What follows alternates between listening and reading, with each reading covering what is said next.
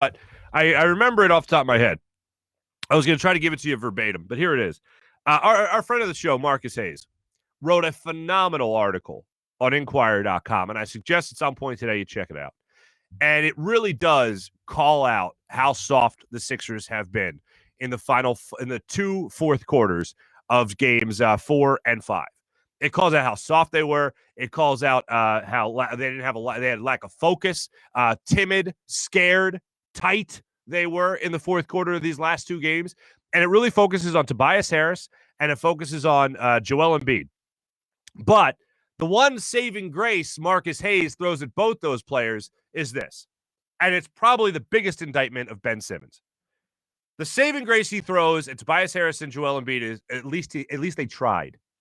At least they were there to shoot the basketball at the end of the game. At least Tobias Harris, at least he shot a layup at the end of that game. At least he shot a 10-foot jump shot at the end of the game to try to get momentum going back the way of the 76ers.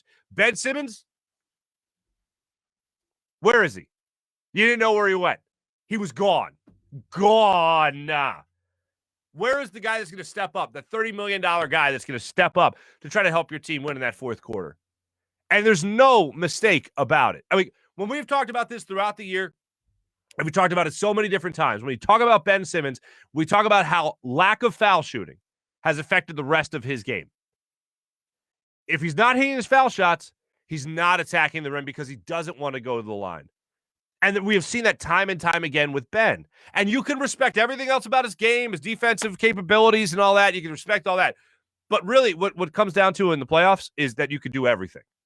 You can shoot. You can have a mid-range. God, that's the thing. It's just the mid-range game. It's just foul shots. We're not looking for him to be another Seth Curry or Steph Curry even. Like, we're not looking for that. We're just looking for a guy that you can at least defer to who can have a mid-range game to help your offense in a time where it's sputtering. We don't say it has to be your number one priority. We're not saying you have to be that 40-point scorer. All we're saying is you have to be an option. And to not be an option, there's no excuse for that whatsoever. And that's what Doc Rivers, going into this offseason, regardless if they win or lose this series, will have to work up with Ben Simmons. And Ben Simmons will have to accept that charge of actually going out there and getting better at it. And I told people this. I know people bring this up all the time. But when you go into the offseason and you see the Ben Simmons shirtless photos of him shooting jumpers and him working out and working on his game and all that, I told you I'm not going to be fooled by that crap. I told you 2 years ago I wasn't going to buy into it. I'm telling you now going into this offseason, I'm not buying into it. So we'll see what happens when this game plays out tonight.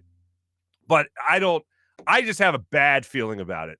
And I don't know how you could have a good feeling after the collapse that you just watched. And it just feels like, to me, this is going to be the type of game, if I have to draw out how it's going to be. I feel like the Hawks are going to get up big early. And I feel like after that, the Sixers are just going to go, we're snake bit. And not that they're snake bit. They brought this all on themselves. It's not like they're just some awful. Like, it's not like they have terrible luck, is what I'm saying. They've put themselves in this position. But the Sixers will start looking at themselves like, oh, this is a shame. I can't believe they let this slip away. We're the number one seed. They'll start sulking, feeling sorry for themselves. And then the next thing you know, the Hawks win by 20. Like, that's how I feel going into the game. We'll see how I feel at tip-off. But right now, and really ever since the Game 5 collapse, that's how I felt about Game 6. That the Hawks are just going to come out. They're going to start knocking down threes. Trae Young's going to be hot at home. And the next thing you know, the Sixers are going to be down, 15 points going, well, this sucks. And then they're going to lose by 20. Like, that's how I feel going into. There'll be a little spurt where they actually start to get something together. But after that, it's not going to look pretty, unfortunately. Here's what I'm rooting for, though.